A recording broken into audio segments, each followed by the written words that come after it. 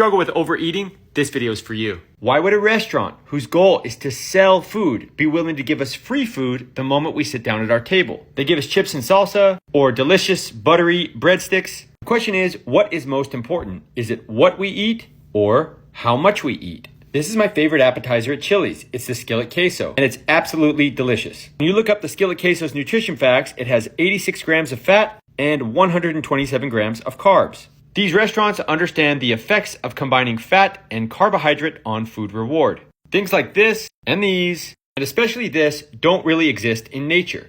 In nature, we have proteins, we have fats, and we have carbs. There's lots of foods that are high in protein and fat. There's also lots of foods that are high in protein and carbs. But in nature, there's very few things that are high in fat and carbs. When we eat foods that are high in both carbs and fat, it is almost impossible to not overeat.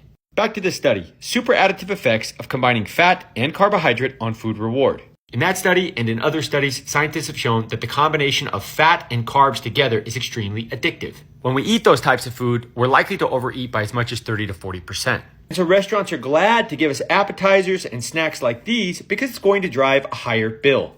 And so if how much we eat is downstream of what we eat, then what we eat becomes extremely important. What's the opposite of eating carbs and fat, which are impossible to not overeat?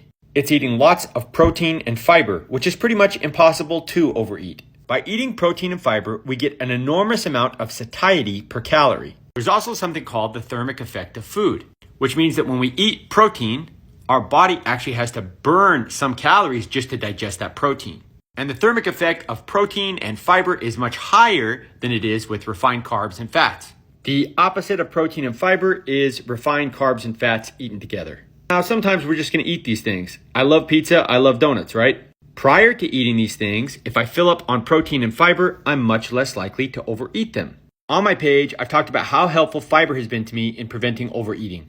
Fiber is also incredibly important if you suffer from insulin resistance, prediabetes, or type 2 diabetes. And I've also done videos on how food makers are removing the fiber from the modern American diet and it's causing big problems.